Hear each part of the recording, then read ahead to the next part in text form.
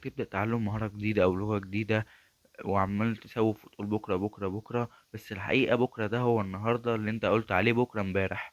فعشان انا حاسس بيك وعارف انك عايز تبدأ بقى وزهقت، هقولك في الفيديو ده ازاي تبدأ وهقولك الحل. خش على الفيديو وهقولك الحل، يلا بينا.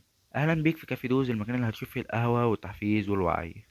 تعالى نبدأ الأول بإيه هو التسويف.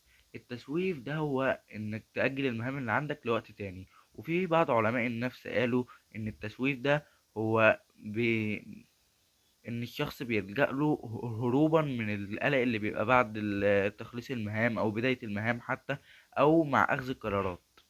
وفي بعض من العلماء قالوا إن التسويف ما يتحكمش عليه بإنه تسويف غير لما يتطبق عليه التلات معايير دول. واحد، ان التأجيل يكون ليه نتائج عكسية، زي انك تفضل تسوف في مهمة لحد ما يكون ليها نتائج عكسية عليك ما تنجزهاش في الاخر، فبيكون ليها نتائج عكسية. اتنين، ان التسويف ما يكونش فيه هدف منه اصلا، يعني انت بتسوف وخلاص، مفيش يعني انت عندك وقت وعندك كل حاجة بس انت بتسوف وخلاص. تلاتة، ان التسويف يترتب عليه حاجات تضايقك، زي انك ما تنجزش المهام او تأجلها وما تنجزهاش في الوقت المحدد. في كاتب مشهور اسمه فيكتور هوجو، ده كاتب روايات. فجاله واحد قال له خلص الرواية دي في 6 شهور. فهوجو قعد يسوف يسوف يسوف لحد ما الوقت خلص وال6 شهور خلصوا. فجاب واحد من خدامه واداله كل هدومه وكل ممتلكاته، وقال له ودخل أوضة وقال أنا مش هخرج غير لما أخلص الرواية. وفعلا خلص الرواية قبل الوقت. وما كان وفعلا خلص الرواية وطلع لنا بواحدة من أشهر الروايات في العالم دلوقتي، وهي أحدب نوتردام. ايه هي اسباب التسويف بقى؟ من اسباب التسويف هو ان الشخص بيقلل من قيمة نفسه او القلق. ومن اهم اسباب التسويف وهي ان الشخص عنده العقلية المنهزمة او عقلية الضحية، يعني دايما بيرمي اللوم على اللي حواليه، بيرمي اللوم على الظروف، وبيرمي اللوم على اي حاجة، بس مش شايف ان هو المسؤول عن حياته. في بعض الناس بتقول ان المسوفين دايما بيسعوا للكمال والامنيات والنجاح السريع، يعني ما عندهمش استمرارية. ولو حاجة وقفت معاهم وما ماشيين في الطريق، يروحوا موقفين الطريق خالص. ايه اللي بيحصل لك بقى لما بتسوف؟ اول حاجة بتحس انك متوتر، وبتحس انك مش قد المسؤولية ومش قادر تعمل حاجة. وكمان ممكن تحس باختلاف في المجتمع لانك مش قايم بواجباتك. ايه هو بقى حل التسويف؟ بص يا اسطى، كلمة الكمالية او perfectionism هي السبب الرئيسي للتسويف. وده بسبب انك بتصرف في السعي للكمال. وعشان تتخلص من التسويف لازم تشوف العادات والافكار اللي كنت بتعملها عشان تعرف ايه الغلط وتصححه وحاول تغيرها مثلا. يعني زي مثلا السعي للكمال، جرب تغيره بجملة done is better than perfect. كل ما تعمل حاجة تلاقيها مش حلوة قوي، تقول done is better than perfect، يعني انت عملتها احسن من انك ما كنتش عملتها خالص او عملتها بشكل كامل. يعني قيم اهدافك ونقاط ضعفك ونقاط قوتك، وحاول تقوي قوتك اكتر، وتشتغل شوية على نقاط ضعفك.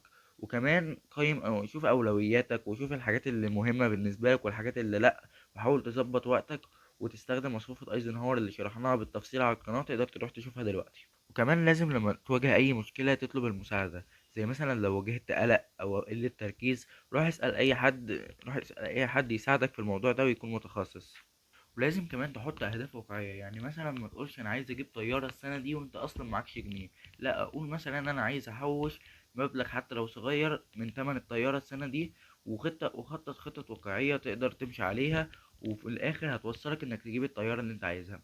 وحاول تحسن عاداتك وتعمل أنشطة يومية حلوة، وتنظف بيئتك من المشتتات وكده، عشان تقدر لو عايز تتعلم حاجة تقدر تتعلمها من غير ما تتشتت أو تكون في حاجة بتشتتك. يعني مثلا وانت رايح تاخد كورس مثلا أو حاجة، ابعد عنك التليفون، حط الحاجات اللي انت هتحتاجها، وظبط البيئة بتاعتك. يعني اعمل بيئة للقراءة، بيئة للنوم، بيئة للمذاكرة. زي ما قال كتاب العادات الذرية، كل حاجة لازم يكون ليها مكان، عشان كل ما تدخل في المكان ده تدخل في حالة الفلو أو التركيز، إنك تركز وما تكونش مركز في أي حاجة تانية غير الحاجة اللي أنت فيها.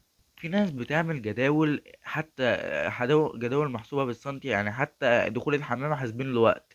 فده بيسبب التسويف وبيسبب قلة الإنتاجية، لأنك هتبقى شايف الجدول قدامك كبير قوي ومش عارف تعمل ايه ولا ايه ولا ايه دلوقتي وايه دلوقتي وايه بعد شوية وكده.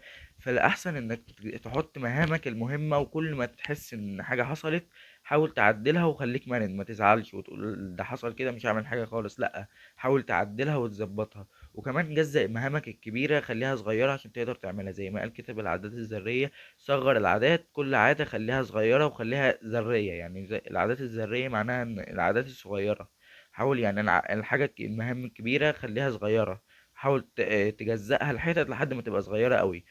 وكمان عشان كده هتخليك تحسها سهلة وتعملها. وكمان ما تنساش تحفز نفسك بالأنشطة الممتعة زي اللعب وكده. خلاصة: التسويف مش مرض صعب العلاج، لأ، ده علاجه في ايدك، وهو انك تظبط دنيتك وتعرف ان انت الوحيد المسؤول عن حياتك، ومفيش حد هيجي تاني يساعدك ويغيرها لك. ندخل على فقرة المقولة، ومقولة النهاردة الواحد اسمه تشارلز ديكنز، بيقول: لا تفعل غدا ما يمكنك فعله اليوم، لأن التسويف هو دس الوقت. قصده انك ما تأجلش الحاجة اللي تقدر تعملها النهاردة لبكرة، لأن التسويف هيسرق وقتك خالص وممكن ما تعملهاش خالص. بس كان معاكم يوسف من كافي دوز، وما تنساش خليك دايما صاحب عقلك. سلام.